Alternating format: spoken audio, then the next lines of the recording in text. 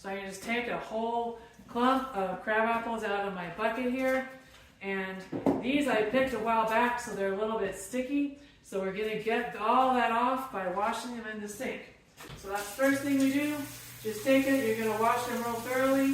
It helps if you have a colander like this, because then you can wash a bunch of them at once. So I go with this drain off a little bit. And now I'm going to get ready to process my crab apples. Now, first thing you do, pick up your crab apple, you can inspect it. This one looks pretty good. Now crab apples are really little, so you don't need to go through and peel and core and all that stuff. That would be crazy. So all I'm going to do is just chop the end off my crab apple. Now this one has a couple little bruise spots, so I'm just going to chop those off too. And here's my crab apple, and I'm going to then go ahead and put him into my crock pot. And you can use a small crock pot like this. I'm doing that because I don't have a lot of crab apples left. When I had a full bucket, I used a bigger crock pot. But any size can work. Taking my crab apples, just chopping around the core, just chopping around the outside and putting them in. This one has a bad spot again a little bit, so I'm just going to cut it off. Now there's a couple of these little brown spots here. I'm just sort of picking that off with my fingernail here. You could use your knife also. And put that in, and now I'm going to chuck this in the trash. So, picked out another one. This one has gotten kind of shriveled up. He looks kind of nasty. I'm just going to get rid of him. We've got lots of crab apples, so we don't need to take ones that don't look real good. Here's another crab apple that looks good, so I'm just going to chop him again and put him in my crock pot. And so you're basically going to go through and do this for all these crab apples. And that is the first step in making crab apple butter. It is a little bit tedious, but the results are good. I'm going to keep doing this. I'm going to go through my whole bucket.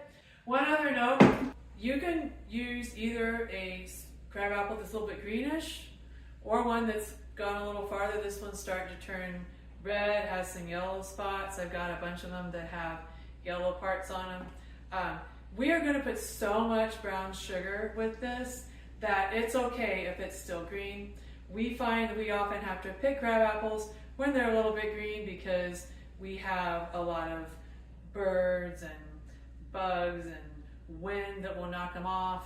One other thought is the sooner you can process them after you pick them, that will be best. You won't have to throw as many out that way. The longer they sit, they do get a little more, a little more sticky, so you have to wash them longer. And sometimes they will start to shrivel up a little bit, just, if they've been out. Like, for example, this one has started to shrivel up, and I'm just going to throw him out. So you can see I've got my crab apples all chopped up. My crock pot's pretty full. A couple of notes about the crab apples. You don't need to worry about the fact that they're a little bit discolored because we're going to be putting in brown sugar, so they're going to be turning pretty brown anyway. And you definitely do not want to put anything like lemon juice on them because they're already very tart. So for this amount, this size of crock pot, I'm going to be putting in 3 cups of brown sugar and 3 cups of water. My much larger crock pot, I put in 4.5 cups of water and about 5 cups of brown sugar. We're also going to put in 2 teaspoons of cinnamon. For this size, I put in close to a tablespoon for my larger size. And so we're going to mix that all in right now. And then once we've got that mixed in, then we're going to be turning it on and starting to cook. So first thing I'm going to do, I'm just going to pour my 3 cups of water. I already have it measured out. I'm going to pour that into the crock pot here. Whenever we make anything in a crock pot, you always need to have liquid. That's part of what helps it cook. Next, I'm going to be putting in 3 cups of brown sugar. Now I'm using dark brown sugar. You could also use light brown. That's sort of personal preference, but I just like the flavor of dark brown just a little more. So we're going to use dark brown sugar. And the brown sugar is really, really important because our crab apples are very, very tart. And so I am generous with my brown sugar. So I'm going to have 3 cups, and there'll probably be 3 heaping cups, just because I want to be real sure that the sweetness counteracts the tartness of the crab apples. And what happens is the sweetness of the sugar, when it does counteract the tartness of the crab apples, it comes out for this really nice, tangy, not too sweet, but not too sour, and just really flavorful mix. So, got a little bit spilling out here, so what you're just gonna do, have a really full crock pot here, is I'm just gonna very gently spoon my brown sugar in and mix it in with the crab apples. I've got 2 cups already here, and so my last cup I will not put in until after I've got this part mixed in. So we're mixing this in right now.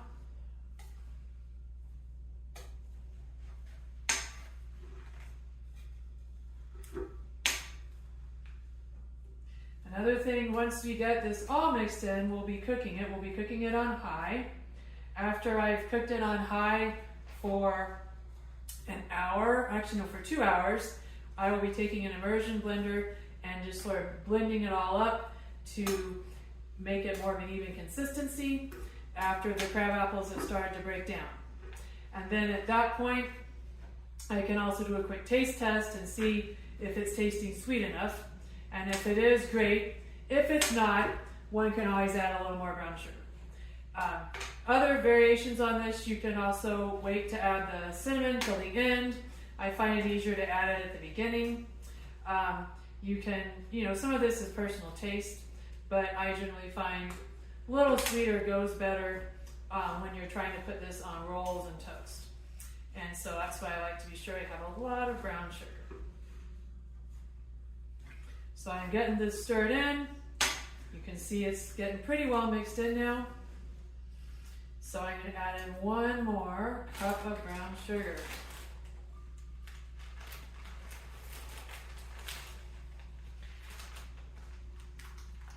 Another thing I've sometimes done is done a taste test when I'm about an hour or so away from finishing. And that way then everything is really blended and I know if it's got enough sugar.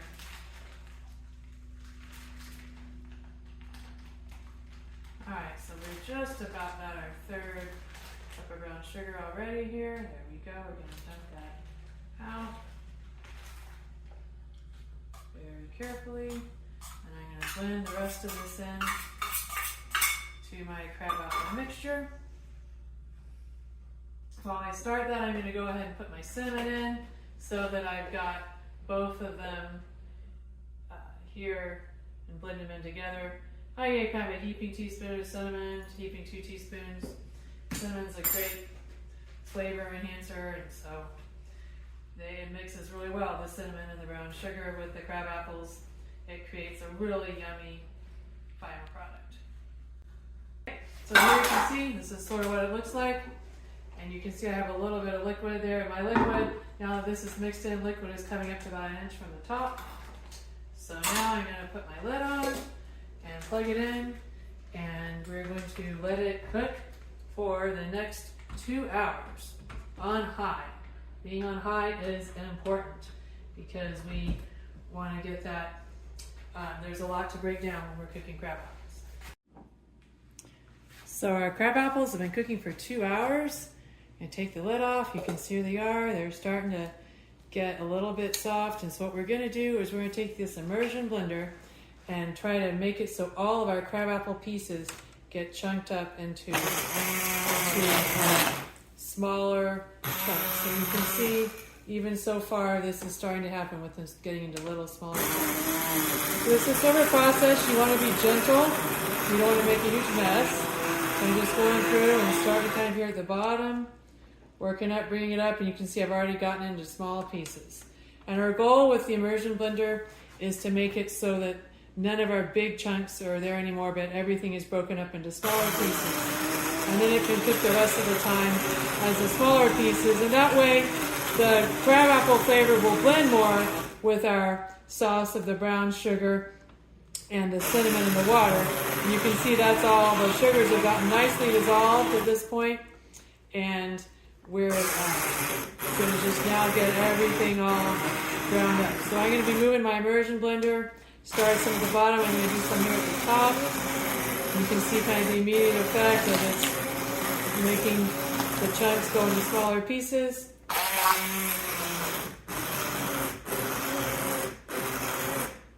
So we're going to keep doing this process for a few minutes, and then I'll show you what it looks like when we're all done.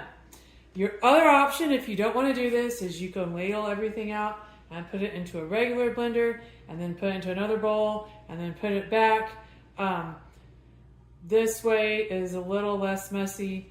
I will probably eventually put it into the blender to make it super smooth, but this is a good, easier way to start. So you can see I'm about done. I have one more little chunk here, so I'm going to attack it.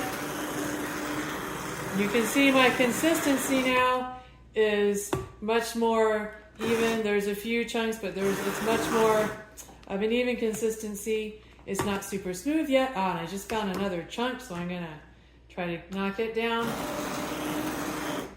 But basically what I'm doing now is going through and just checking to make sure I don't have any other large crabapple pieces. In fact, I'm going to take my spoon and just sort of go through my pot here and see if I've got everything mostly ground up.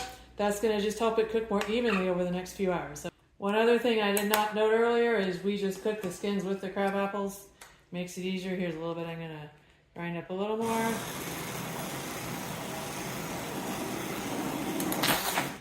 And one other thing, when you have a really full pot like this, you obviously don't want to go too close to the top so it doesn't splash out. So that's why I'm mainly grinding it down in the middle here.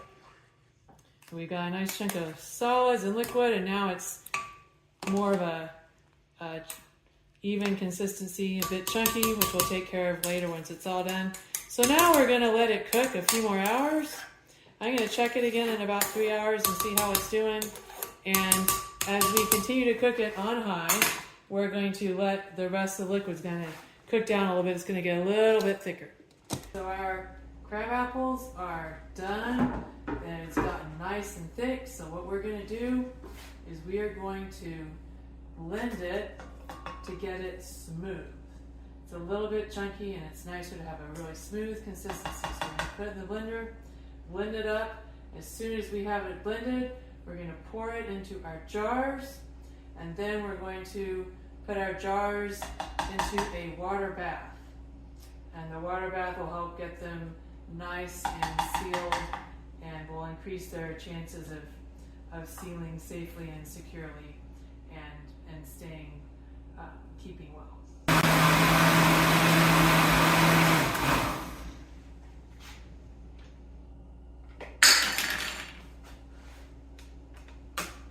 Now this has a beautiful smooth consistency, so we're going to pour it into our jars. A canning funnel here just helps direct it into the jar. You don't want to, you want to fill the jar but not too full, so it has a little air so it can seal. So I'm going to just fill to just the edge of the rim of the funnel here.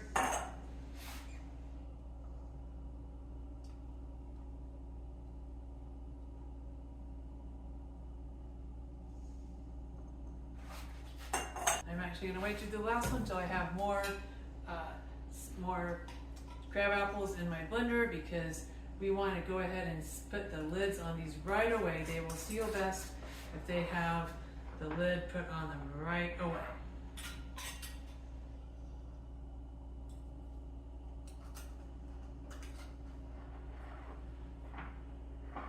And to put the lid on, you basically just put the first part on first, the top part here, line it up. Make sure there's everything clean, nothing spilled, and then you just screw this in and you tighten it. So you want to make it as tight as you possibly can. So now it's time to put our jars into the water bath. So you can see we've got a stock pot with some water that is heating up, and in the bottom here we have this guard here that's going to protect our jars. You don't want to put the jars directly on the hot pan, so we've got this little rubber guard here, and it was starting to kind of fly up, so I've already put one jar in. I've also got this really handy dandy jar holder. This is really important, so we can grab our jars and put them in to the bowl here, into the pot, without having to touch them, because they're going to get really, really hot. So we're going to put all these jars in, and I've got so many jars I'm going to have to do multiple batches. I'm trying to fit as many as I can in here with my first batch and see if I can make room for one more jar. And then you notice that inside the pod here, we have the water is at least 1 inch. It's a little more than an inch higher, but it needs to be at least 1 inch higher than the top of the lids of each jar. And that way they get fully submersed in the water. And we're going to leave them in the water here. We want them to get until it gets boiling. After it's boiling, I'm going to set a 10-minute timer and let them boil in the water here for 10 minutes. And then after that, I will lift them off and leave them in the counter to seal. So there they are. So I'm just going to wait now for my water to boil and then set my 10-minute timer. I'm going to go ahead and put my lid on here. That'll help everything boil a little bit faster. And that's basically what there is to do for water canning the jars. After this, we'll take them out. We'll wait for them to pop to seal. That usually takes a little while. I'm doing this at night, so I usually will let them sit out overnight and I'll check them in the morning. If any jar does not seal, then I will need to refrigerate it. But most of the time they'll seal, and you just push down the jars to check for that. Here's what the crabapple butter jars look like after they are cooled and sealed and the canning process is finished. Crabapple butter can go into muffins. You can substitute it for applesauce. You can put it on top of pork. It makes an easy sauce for a really nice fall meal that's easy to prepare. You can also use it as a spread on toast or rolls.